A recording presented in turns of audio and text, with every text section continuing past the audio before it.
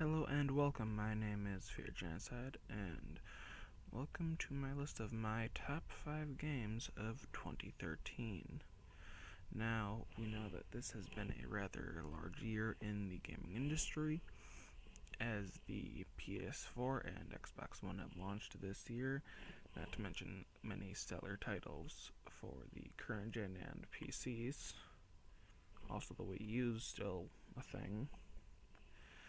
However, I do not own a 360, Xbox One, or Wii U, so all of the games on this list are going to be playable on the PlayStation 4, PlayStation 3, and PlayStation Vita. Now, this list is just about the games that were fun for me personally. This is my personal feelings about what I believe the best games of 2013 were. So without further ado, let's get started. Starting off our list at number 5 is Grand Theft Auto 5. I know I'm going to get some hate for not placing this higher up on the list. I know that several places, such as the terrible VGX Awards and even places like, I believe, IGN or GameSpot, I cannot remember which, listed this as their Game of the Year, and while it is a great game, it just does not feel very Game of the Year-ish. I mean, I loved playing it, gameplay was good, vehicle driving, also very good, got the whole feel of what an open world crime game really should be like, and it got rid of trying to take itself way too seriously, which is something that I had developed an issue with other Grand Theft Auto games, such as Grand Theft Auto 4. It just tried to take itself too seriously, like it was trying to be the Sopranos of video games. I did not like that. But this one seemed goofier, more gamey, I guess you could say. But in the end, the gameplay really just could not keep a good grasp on me for long enough. I mean, to be honest, I have yet to even beat the story mode for this game. I had no clue how it ends. I got to the first heist at the jewelry store, played a few missions as Trevor, and I just kind of got bored. And that's not something I look for in a game of the year. I also played a bit of the online, but with the buggy ass launch, and there are some serious issues with the onlines. But overall, it doesn't make me really hate the game, and it still is fun. Now, if they were to have a next gen version of it, I'd probably buy it just to revisit it and actually finish the story. But until then, it's probably gonna stay right where it is at number 5. Could have been a little better if they had fixed some things like the overzealous cops, multiplayer not really giving a punishment for killing it necessarily, but oh well. That's number 5. Next up for number 4 is a handheld game for the PlayStation Vita, Killzone Mercenary. I had some high hopes for this game when I first saw it announced, and it was also the first game for the Vita that actually made me go, I actually might need a Vita. Needless to say, when it came out, I bought it day one. I did not have it pre-ordered. I've actually yet to ever pre-order anything on the Vita. Partially because the pre-order bonus really didn't see much point in. I've only seen maybe one person using it in the multiplayer ever, and it didn't really seem to be helping them much, so big whoop.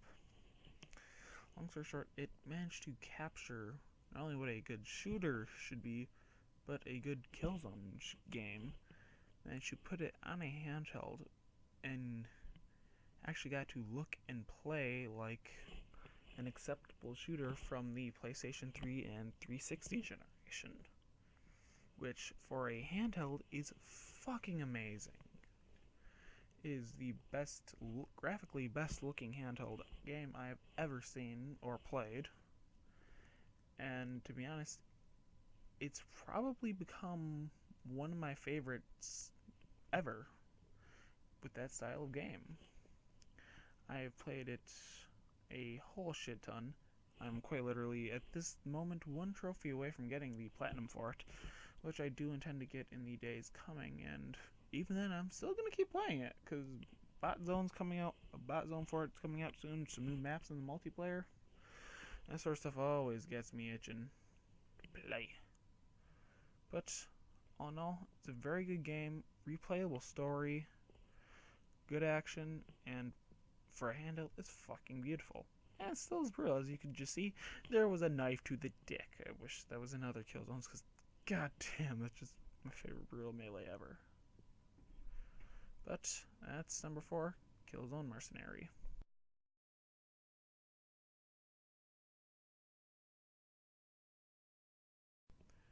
For number 3, we have one of the games from one of my favorite multiplayer shooter franchises, and one of the only 2 games in this countdown that the footage is gameplay recorded by me myself, Battlefield 4.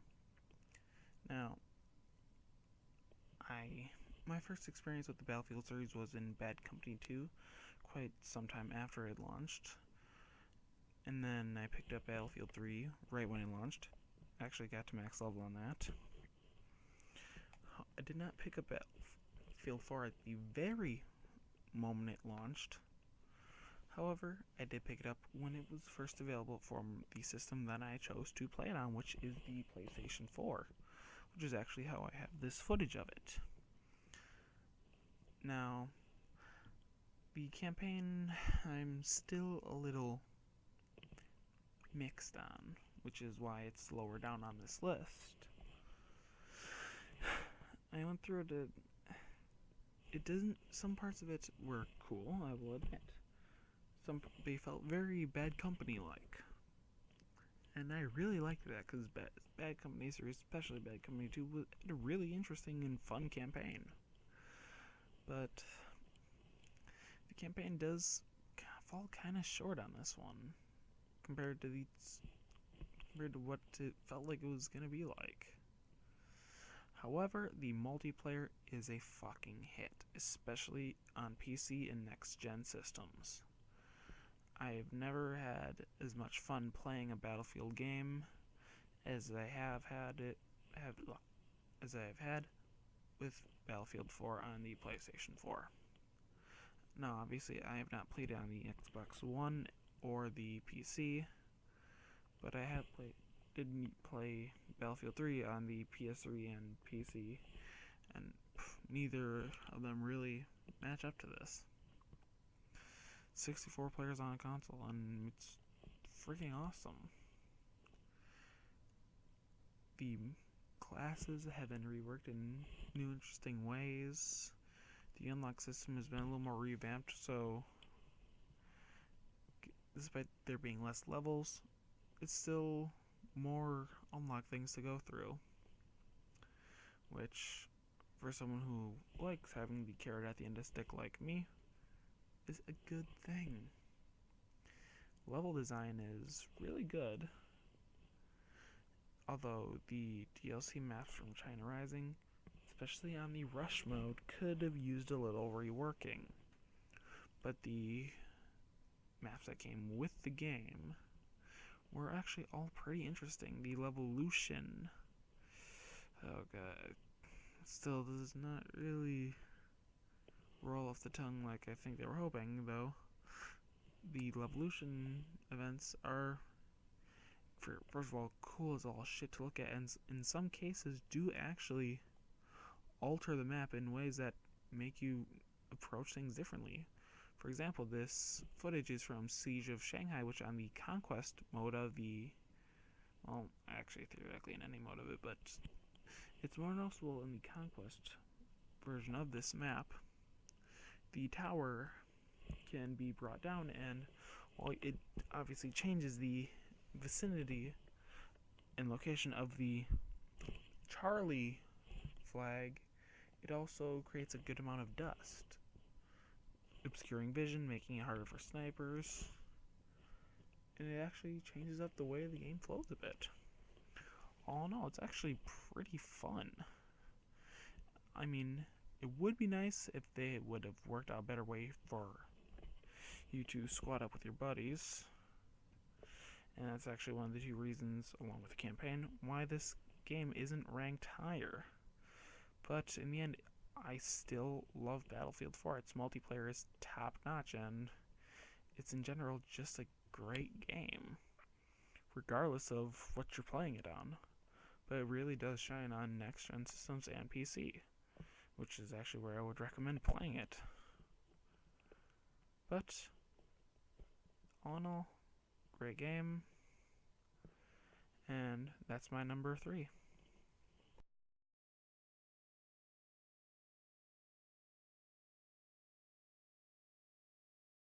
And now for the runner-up, the silver medal, The Last of Us. This game is amazing.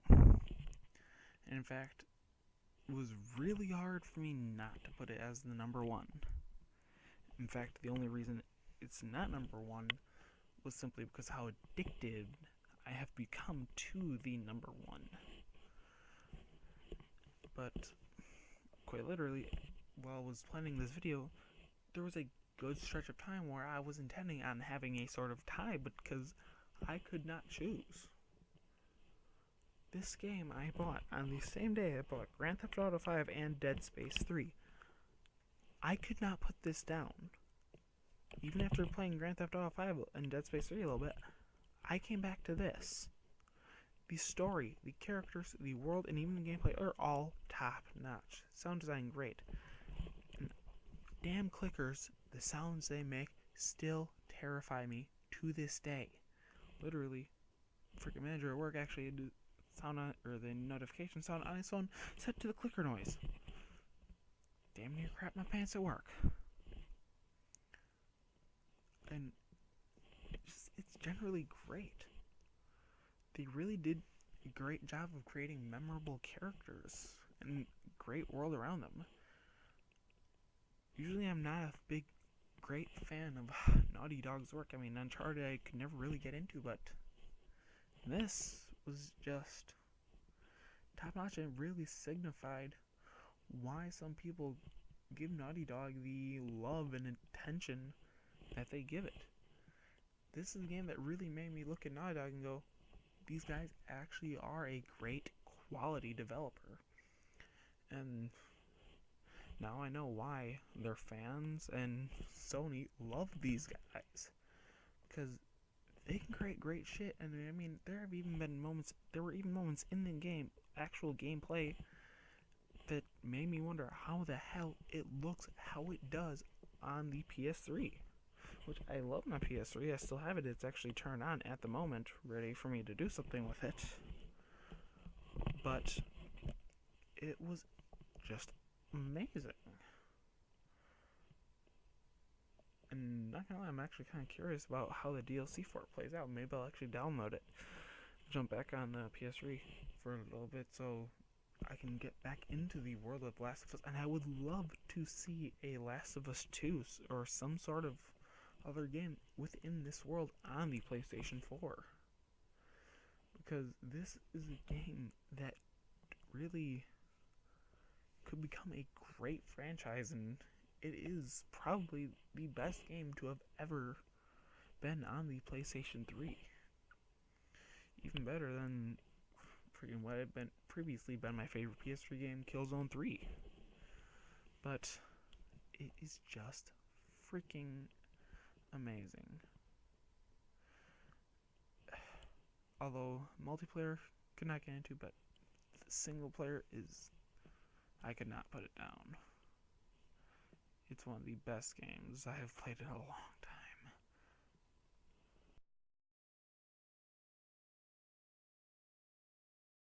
And now it is time for honorable mentions. These are games that did not make the cut of the top 5. However, they were still rather good games, and I got a fair bit of enjoyment out of each one of them. The first is Resogun, an arcade-style shooter for the PlayStation 4. It's actually really addictive.